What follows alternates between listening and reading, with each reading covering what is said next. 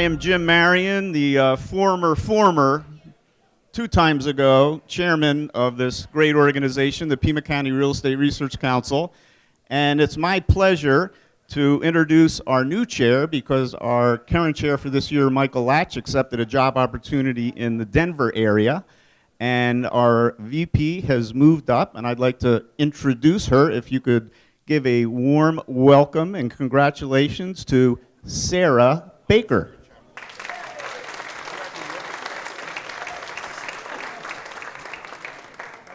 Thanks, Jim. I appreciate it. And I'm looking forward to serving as chair. And if you ever have anything that you need, any program ideas, please feel free to get in touch with me. Just a little bit about me in case you don't know. I am a partner with Baker Peterson Baker, and I am an appraiser. Also, just so you know, our next research study is going to be an update.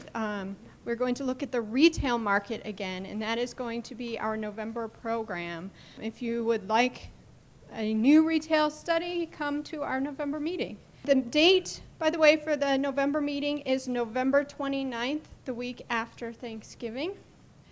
So now I would like to call up our presenters, if you'd like to come up, and bring up our moderator as well.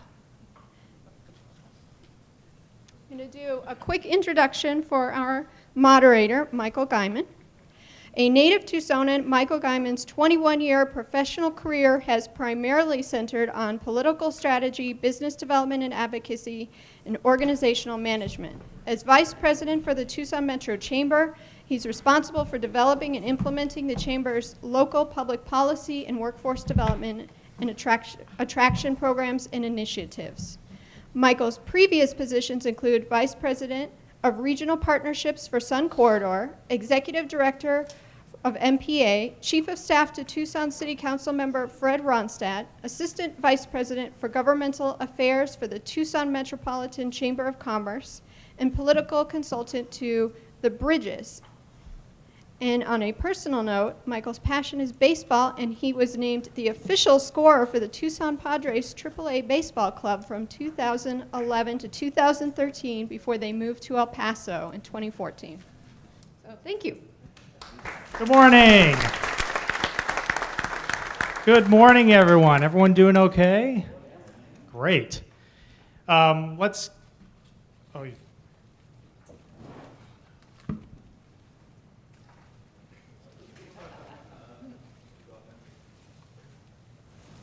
I'm sorry, folks.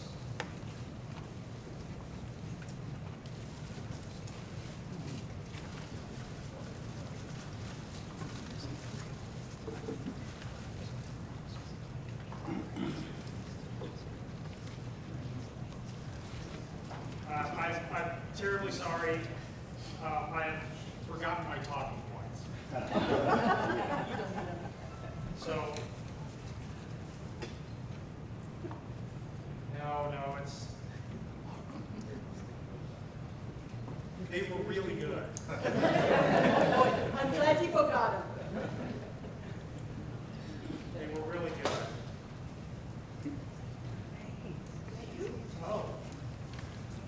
Oh, fantastic. Thank goodness for Amazon Prime.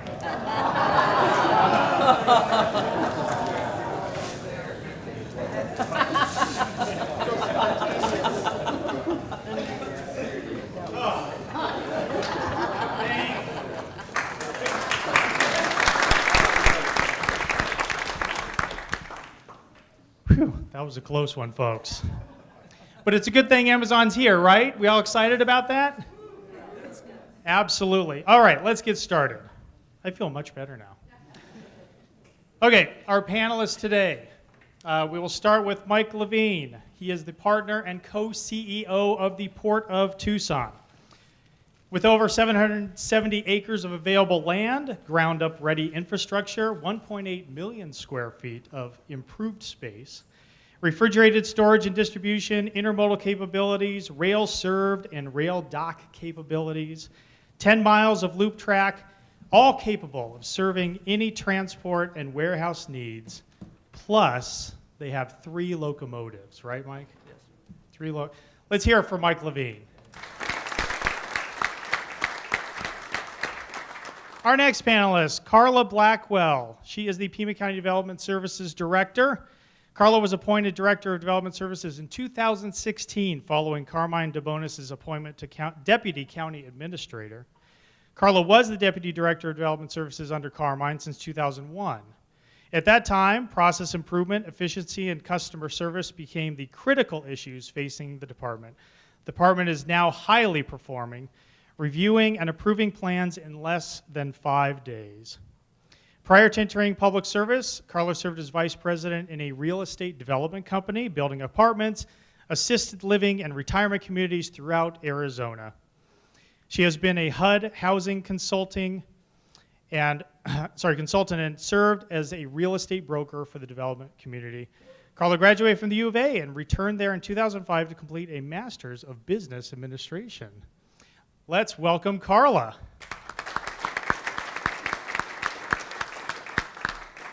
Now, my dear friend Daniela Gallagher, who I worked side by side with at Sun Corridor for 7.5 years.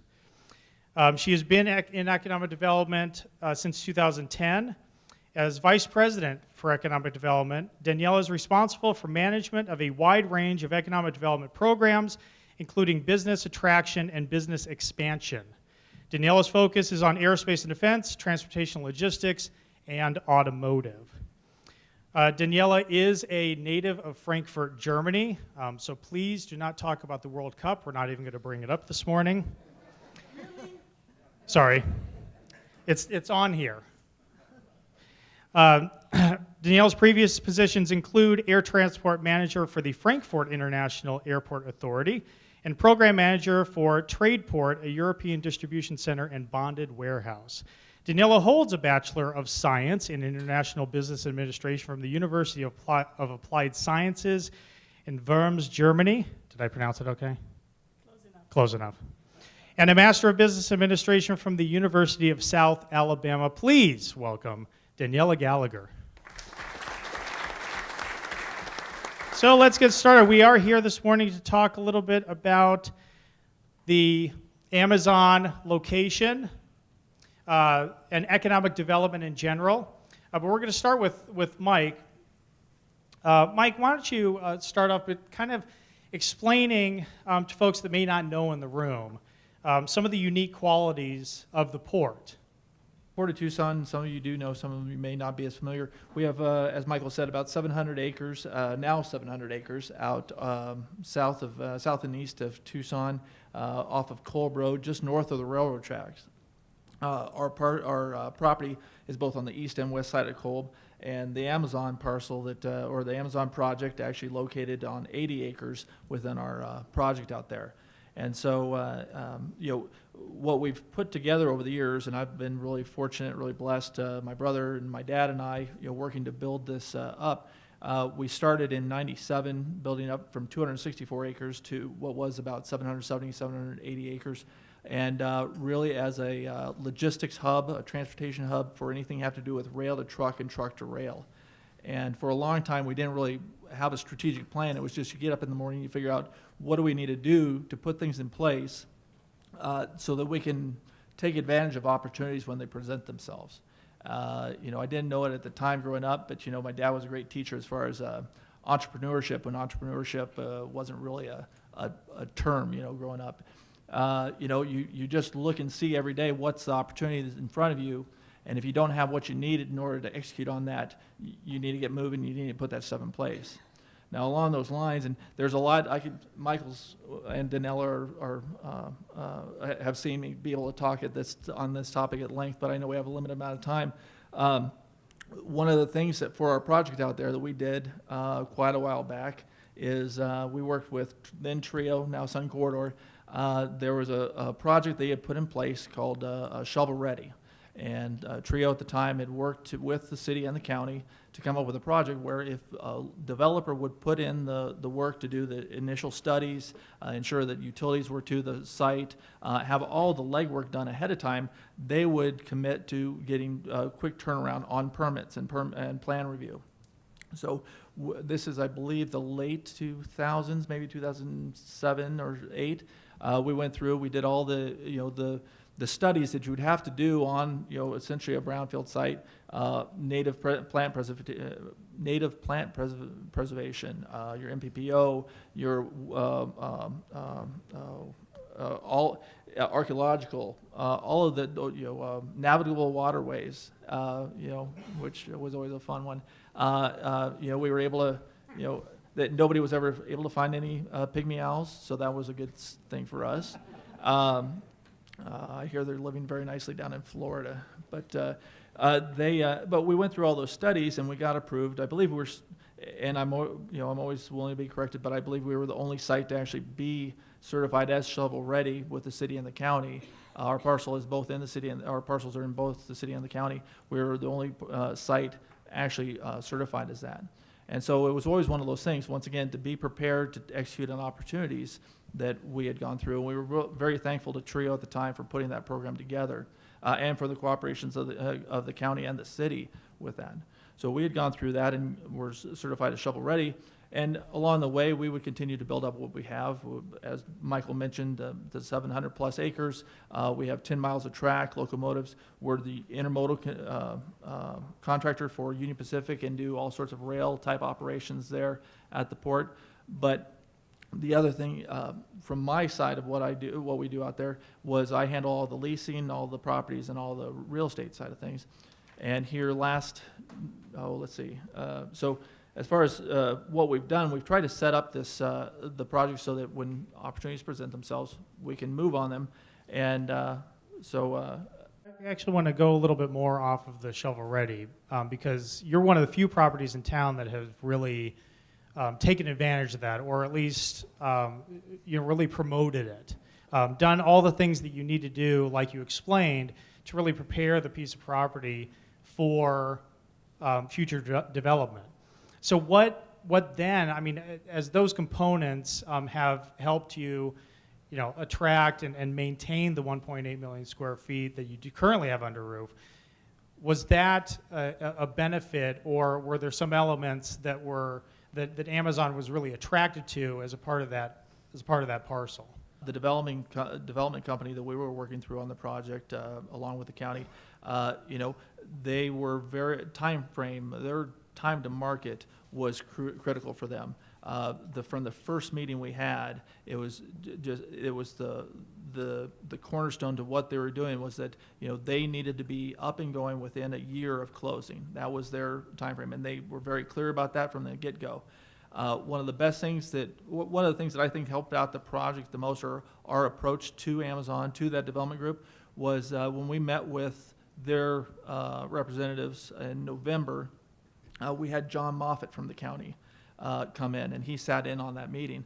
And John's very, very familiar with our project and with what we've done over the years. He's a very good friend of, and the county has been excellent to work with, and they understand the vision of what we were doing. And we were able to sit there and explain all the things that we've done, what the shovel ready is. But for a development group coming in, a developer will say anything to try to get a project landed at their site. And so it was, I think the thing that really helped was John Moffett sitting there and be able to say, yes, the Port of Tucson, the Levines have actually put this stuff in place, all these things in place, and we can expedite permit review, we can get you, or plan review, we can get you permits, and if you want a place in southern Arizona to locate and to be able to get that turnaround, Century Park can do that, or Port of Tucson can deliver on that, and so that was critical. Excellent, thanks, Mike. Turning over to you, Carla. So what you talked about when I was introducing you, how a lot of changes have been made, turning around permits in less than 5 days. What other sort of policies have you enacted that have really helped not only companies like Amazon, but other companies really be attracted to this region? Mike talked a lot about the speed to market. So what are some of the things the county has done to really assist with that? I think that the story of development services, we have two stories. There's like a pre-recession and then a post-recession reality. And in the pre-recession, as Mike was saying, in order to get shovel ready, you had to go through very long processes to get your subdivision plats approved. You have to then go through a development planning process. There were quite a few studies. There were usually like 3 to 4 different submittals involved. And you were lucky to get through the process in a year. And it pretty much became apparent to us that we were not going to be competitive with any of the other markets in the region or even in the United States if a project came to us and said, yes, I want to come to your market, and we said, okay, well, in about a year or so, you'll be ready to start building and grading your site. So the recession was a wake-up call to really say, okay, how can we make this faster, quicker, put policies in place that can get people into the market quickly. And so what we learned are a couple of things. First of all, commercial plats are really not needed. And I know that other jurisdictions still plat for commercial and industrial, but we've kind of abandoned that approach. Subdivision plats, as written by state statute, are basically there to protect residential consumers. Commercial and industrial clients don't need the same sort of consumer protection that a residential subdivision plat needs. So we've really streamlined that platting process to make it more like a land division process. And so that's one of the first things that we did. Another thing that we did is we took the whole development planning process and we integrated it into our construction process. So you can bring us a site plan with your construction building plans and it gets reviewed as a set.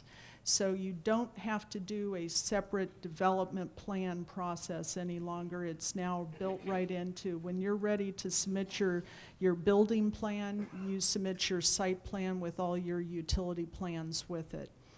The other thing that we've been doing is leveraging technology. Technology has changed our world. We now can use software called Bluebeam to be reviewing plans in a PDF form so that they're submitted to us electronically. If you come to our lobby today, you won't see anybody in the lobby. You won't even see people standing behind the counter. Everything comes to us now electronically for the most part and gets reviewed electronically. And using Bluebeam, and in the case of Amazon, we use Bluebeam Studio, which means we could set up a session with the engineers and the architects in St. Louis and elsewhere and be reviewing the plans collaboratively, so as we make comments, they can make changes and fixes. And you can literally leave those studio sessions with an approved plan in place because you've been able to interact directly with the engineers and the architects. Also, we realize time is of the essence. No longer do we give reviewers 30 days to review plans. And we also eliminated a lot of the reviewers.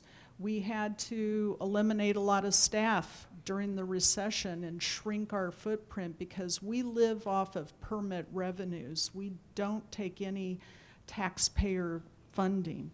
So because we were living off the permit revenues, our workforce went from 183 FTE down to, we're at 55 right now. So we had some substantial reduction that had to occur, and that meant a lot of cross-training and picking highly qualified people that could look at a multiple of disciplines, not just one thing, and then pass it to the next guy for a review. So we have a project manager concept in place at our office where it's basically one person gets assigned your project, they coordinate all the reviews, they also do most of the reviews. We do have a couple of subject matter experts that look at a few things, but they coordinate the comments, and so you're dealing with one person in our shop. That went a long way to basically say, let's get it done in 5 days or less. So when something comes in, nothing sits in a queue box for the 29th day when your comments are due for 30 days out. The other thing that happened with Pima County is economic development. You know, the recession taught us a lot, and it taught us a lot about paying attention to our economy. And a lot of folks in this room back in the day, you know, we all came to resolution about the Sonoran Desert Conservation Plan. And that did a good job of identifying the lands that we want to conserve and the species we want to conserve out in those lands. But we really had to focus on the land that was outside of the conservation area. And that became our economic development corridors and opportunities. And so we had to shift gears into how do we get this land in play and get it developed? Because this is where we want development to occur. And so it was a mind shift, and the county administrator published in 2012 the first economic development plan that really put in place a lot of implementation actions so that all the county departments got the same memo basically saying, hey, we want development to happen here, we want to encourage economic development to happen in these places that aren't set aside for conservation. And then the other thing is, as we started to find barriers to development or barriers that were creating lengthy time frames, we wanted to get those removed. And one such barrier we ran into even with the Amazon project was height, not necessarily on this site, but on other sites. Our industrial codes are a little outdated, and we need to update those. And so one of them is to increase the height up to 80 feet. And so we're going to be putting that forward as a code change this fall, and we'll want to engage a lot of you in that stakeholder process. So those are some of the policies that had to be in place to kind of accelerate economic growth. As it relates to Amazon, there were kind of two tracks to this. There was the real estate track, and then there was the sort of incentive, community engagement track that really Sun Corridor led. And we'll get to into that with Daniela. But was there something about the real estate track that the county worked on in tandem with the Port of Tucson that was kind of unique, or things that you had to do to really move that along? Yes. In fact, the two tracks was pretty interesting. I really appreciated it because it was a development company, Seafried, out of Phoenix. And they basically came in and said, yep, we're going to build a big warehouse. Didn't really say who the client was. We didn't need to know who the client was. We could look people in the eye saying, we don't know who the client is, you know. And that actually made it easier for us to just proceed because the names on the plans and everything else was the development company. It had nothing to do with who was going to occupy the warehouse. And this development company they were great. They got it. They were well organized. They asked the right questions. Their first question, as Mike had said, was time frame. How quickly can you get us going? And so we were able to assure them, kind of go over our process and assure them that we could meet their time frames. In fact, they wanted a building permit and permits ready to go May 15th. We had the permits approved by April 10th. And they just sat in our shop in approved status until they were ready to pull them. So, and then the same thing with the tenant improvements. We had them approved and ready to go before they were even ready to pull permits. And a lot of it was because of the Bluebeam software and the interactive approval process we had going with their architects and engineers. The other thing about the Amazon project is as Mike was saying, they had done all this pre-work to become shovel-ready. And of course, when you're putting in place development plans and studies, you don't know who the end user is. So there was a lot of undoing of some of the plat that we had to work on almost daily. I think I talked to Mike and his attorney and his team at least 3 or 4 times a day, because what we had to do was change up the plat rapidly. We had to remove utility easements, we had to remove driveways, we had to remove drainage easements where they were no longer needed based on the new site plan. So we had to actually lift off a lot of some of the legal constraints on the land. And the other thing about the 2-track is the developers were great to work with, but they had a team of attorneys like in Atlanta who were going through the title reports with a fine-tooth comb. And they were looking at some abandonment from 1987. The Old Vale Road used to go through there. And they didn't like the wording in the abandonment. And I'm like, so what do you want us to do, re-abandon the land? And so we found that, there was, we had to kind of talk them through that, no, the abandonment is fine, it's legal, it's, it was done properly, nobody's gonna have a claim to it. And so we had to do a lot of that going through the title reports. And so if there was ever a word of advice for everybody in this room, is look at your title reports carefully and make sure that there's nothing there that an attorney in Atlanta, Georgia would find, odd or strange. Because they really did kind of go through it with fine-tooth comb.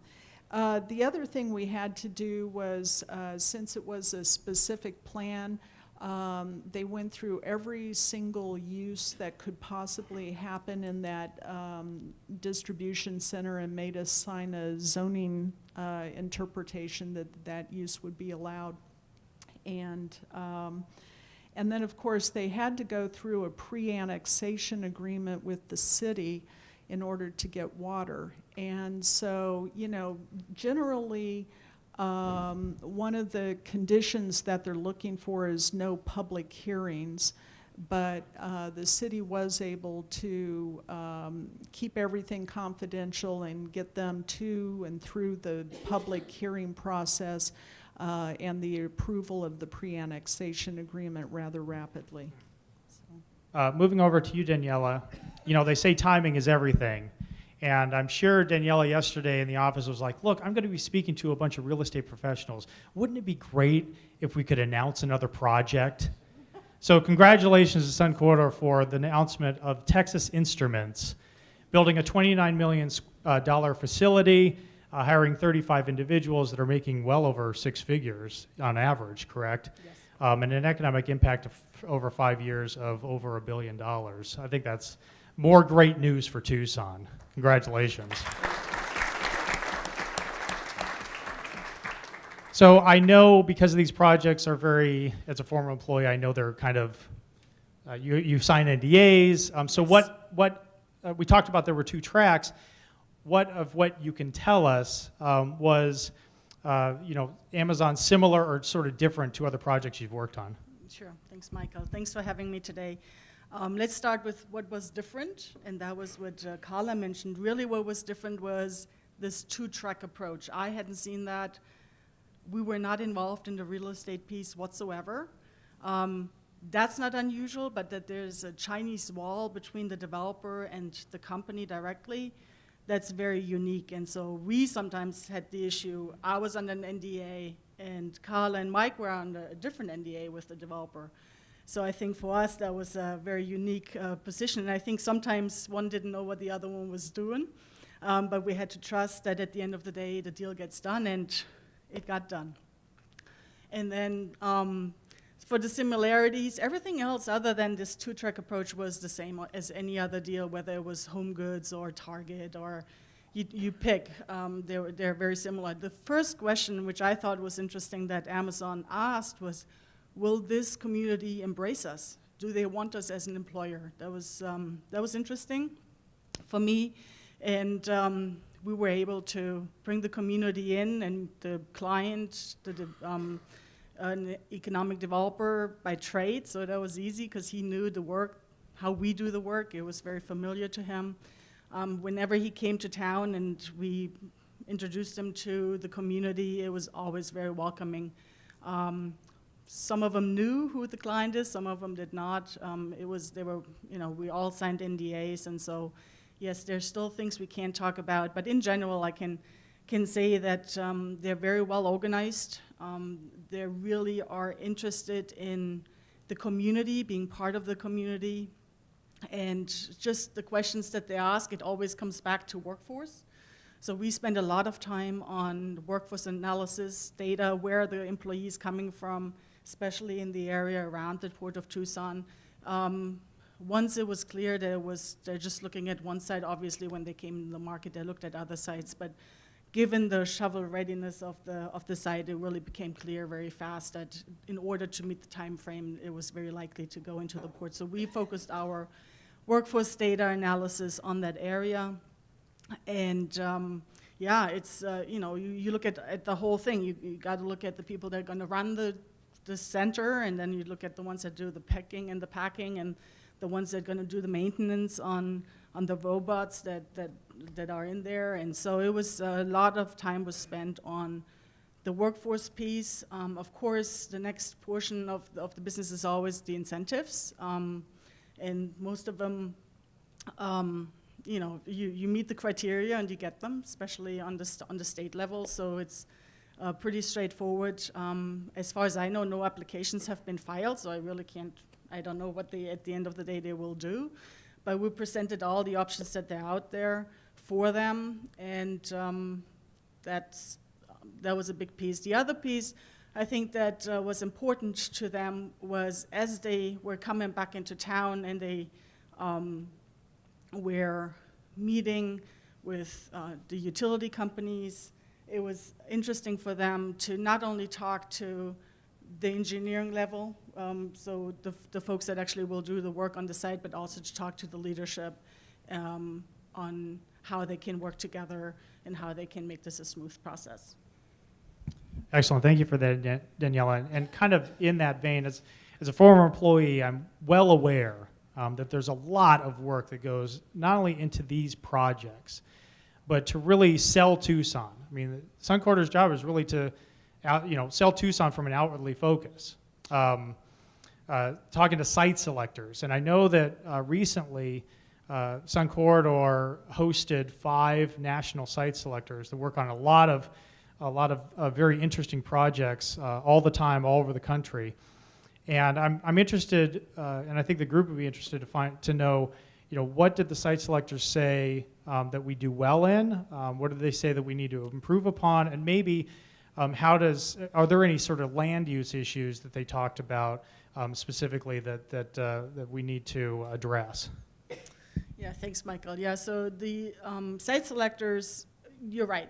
Suncorder spends a lot of time on business attraction, which means bringing new employers into the region, but we also spend time with companies that are already here, like Texas Instrument, help them, guide them through the process of whatever the issues are, right? So, but on the business attraction side, these site selectors that were in town work on the large corporate, national corporate, and on some of them international. So those are usually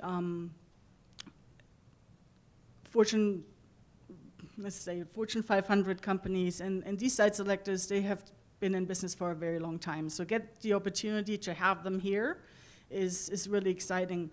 We worked them pretty hard, thanks to your agenda building. It was they were complaining that it was too much, but we wanted to make sure they have the opportunity to see as much of the community as possible.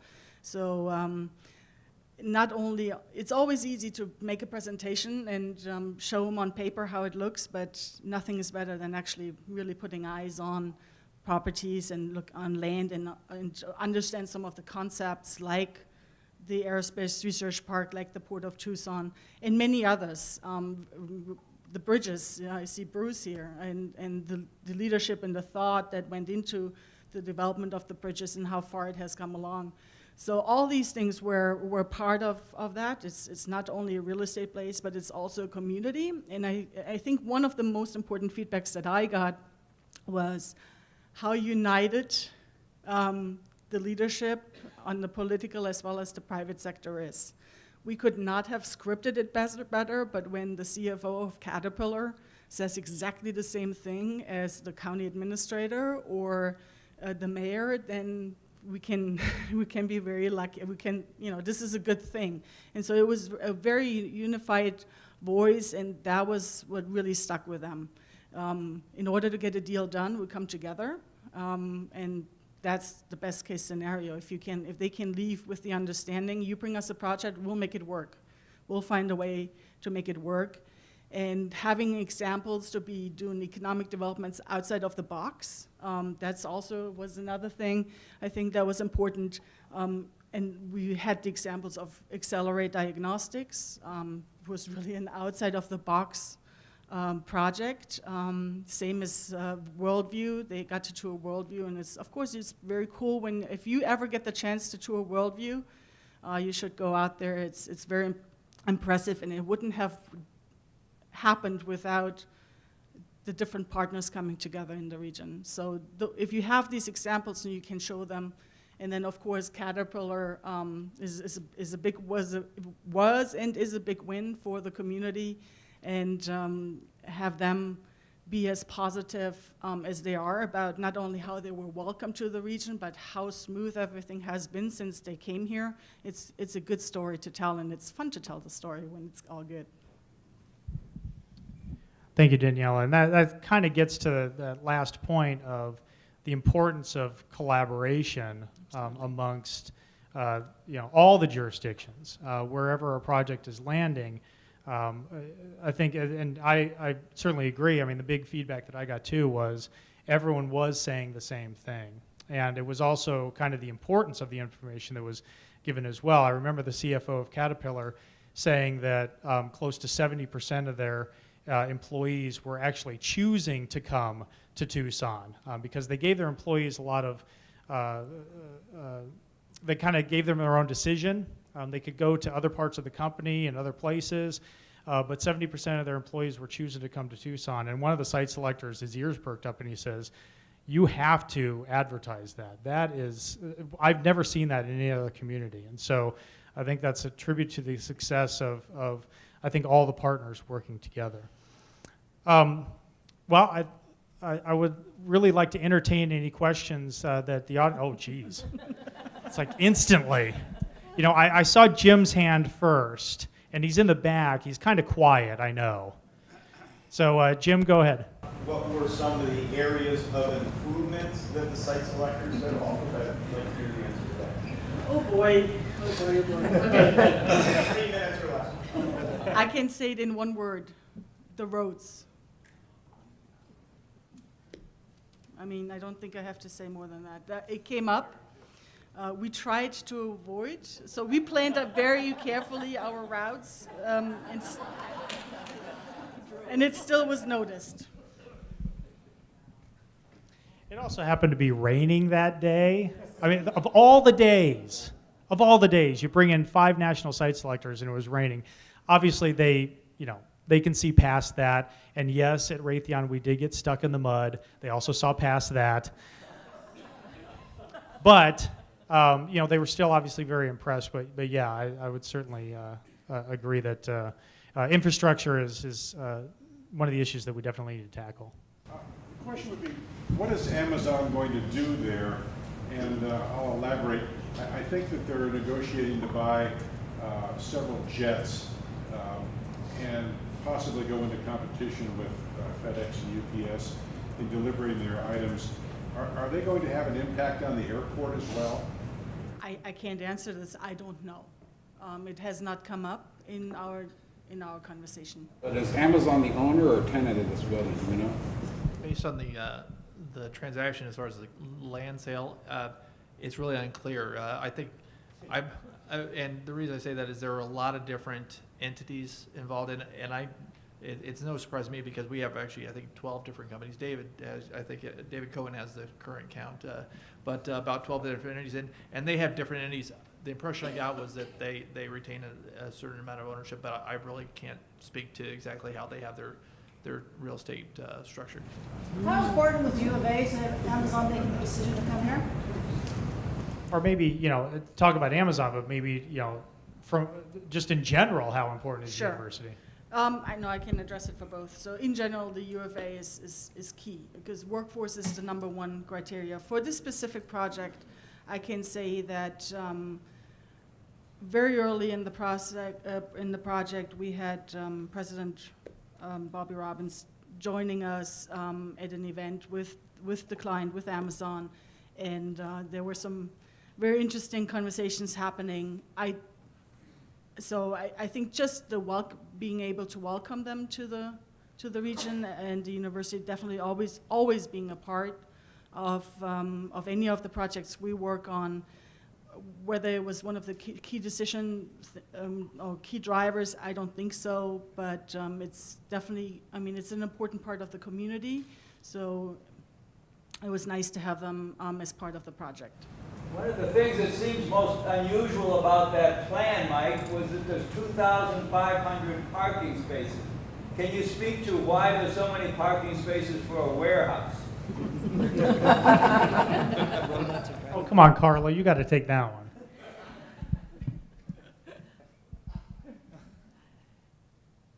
Well, I think the final employment count we got was 1,500.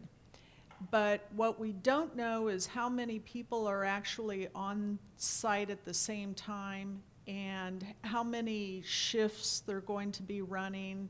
And there's going to be a lot of coming and going. So they wanted, 2,000 spaces so that they could plus up during Christmas holiday season.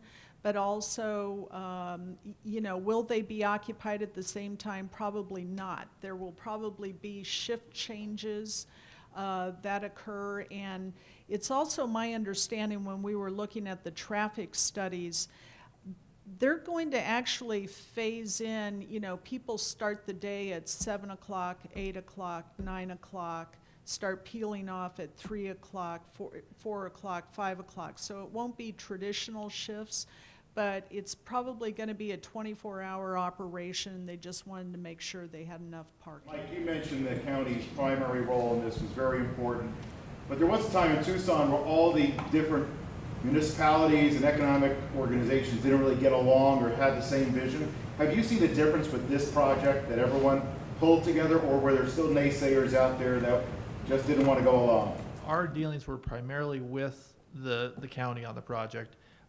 There was some, I think Carla mentioned about the pre-annexation agreement.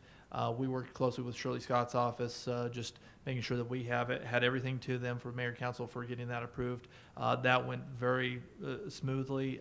We were very happy with that. Really, I can't think of anything, anyone who really had any problems as far as the whole project. But I keep on redirecting it more because our primary interaction was with the county, with Carla's group. But we just went through a simple land sale but I think the county, Carla's group, was really the one that carried the water on the project. I wanted to add to that. We actually incorporated the city into some of the reviews, especially on the fire exiting plans and the fire protection schematics.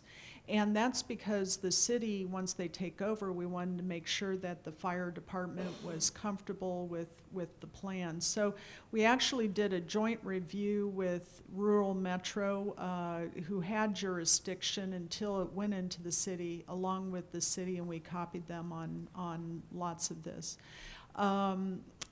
We coordinated with city water on the water improvement plans and made sure they had everything they needed. And then also, since the Valencia-Kolb intersection is now being redone, and that's in the city, Valencia Road was city jurisdiction, and so they had 2 driveways out to an offshoot ramp as well as to Valencia Road. So we had to coordinate very closely with the Department of Transportation and actually sat down with Robin Rain of TDOT and went over the traffic impact study with them and sort of did a joint review and joint approval that they were fine with.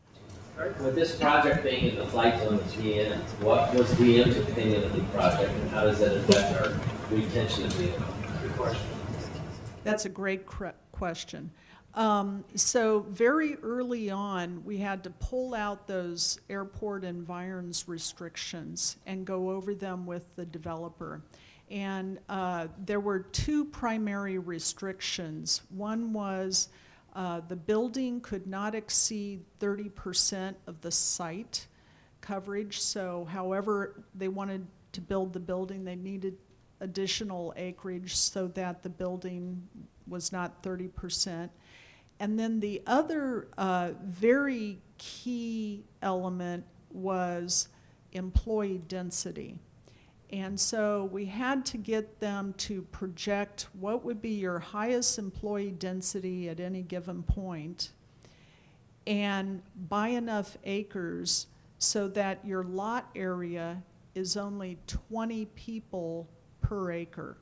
And that's one of the key items in the airport environs. So they actually have 100 acres because they projected up to 2,000, not necessarily would be on site at the same time because of the shift changes, but they use 2,000 as a kind of a ballpark number.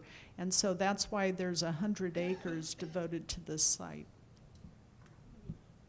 Let me add something to that. So we had the opportunity to take the client onto the base and meet with the vice commander of DM to talk about the opportunities for trailing spouses and transitioning service airmen and airwomen. And it was a very positive conversation. So that's definitely something that Amazon will be interested in to see whether there's opportunities for employment for the trailing spouses and transitioning servicemen. I think that the employee density was also a place where I think that the creative thinking and the approach to how do we get a project done on the county side, that was a prime example of it where because of the density, there's obviously a dollar amount that, our project budget. So the county came up with a creative way to approach that using easements, and given the fact that our use is very low density and we don't actually build a lot, utilizing an easement structure to be able to allow Amazon to do what they need to do, get their densities overall for the project by dedicating land that would have a lower density than what is typically used, which is pretty much the type of operation that we do for our rail. So that was another place where the county and just it was another example of how the mindset has really changed there and is really project friendly. We're involved in industrial real estate development in Mexico, and usually when a manufacturer comes into one of our facilities, once they've settled in, the first thing we do is we have a meeting with them and ask them for a list of their suppliers, the contact information of their suppliers, which is a win-win because the manufacturer has the suppliers next to them. Do you expect to see anything similar with the Amazon facility? We actually did ask that question. We had an opportunity to sort of do a post project or a post closing meeting with the developer, and we asked that specific question, wondering if there were satellite companies, suppliers, vendors, and from what the developer, who has done multiple sites before, I believe they've done one in Phoenix, they've done some in Dallas, they said there's really not a lot of satellite companies that come in around that. Now, from our end, what we're trying to do is work to build up more of the transportation side of things, because the projections are, I believe I heard, about 150 trucks in and out a day. And so our hopes is that from a transportation standpoint that we can build up that industry a little bit more and help to bolster that. And we're working also closely with Union Pacific to see if we can utilize the rail and the intermodal to be able to help with the efficiencies of that facility. So there's been a lot of discussion about workforce development and the need for talent. Can you answer what is being done about workforce development as more logistic companies come in? As Daniela mentioned before, workforce development is absolutely critical. 99% of the relocations happen because the community has the type of skills and workforce that that particular company is looking for. So it is absolutely critical. Are we going to be able to provide all the skills for all the industries? Of course not. I think that's why the Economic Development Plan that was adopted in 2007 really identified the 4 industries that we work well in. And so as long as we continue to work with Pima Community College, who I think has really shifted their paradigm in terms of really engaging with employers to make sure that they understand and supply the demand that the employers are looking for. And I would say that that shift is also occurring at the University of Arizona and has been happening at ASU as well, where Dr. Robbins at U of A has really come in and said, this is an absolute priority. We need to make sure that we're working with our higher educational institutional partners to make sure that we, again, are meeting the demand that we see in our local industry. So there's a lot more partnership that's happening. The Chamber has really taken the initiative recently to address workforce development. We're going to be launching a pilot program in the fall where it's basically a technology platform that is going to more effectively and efficiently match veterans with positions in the aerospace and defense industry. We're very excited about this platform. We hope that as we show its success, we will be able to then take it to other industries like construction and mining. We know, because we hear all the time, you know, it's funny, Carla, you talked about in your remarks about, the decline in inspectors, or the kind of decline in your workforce. But I was in a meeting with the city of Tucson yesterday as well, and they were saying, and I don't know if you're experiencing this too, but they were saying that even if they wanted to hire new inspectors, there's not that many inspectors out there that are really qualified. And so I think even communities, and they were even talking about Stantec and Wildan, who are sort of those third-party firms that assist with those third-party inspections. They are even having a tough time. So we know it's an issue, and it's something that we at the Chamber are going to address. And with that, I would like you to please give a big thank you to our panelists here today.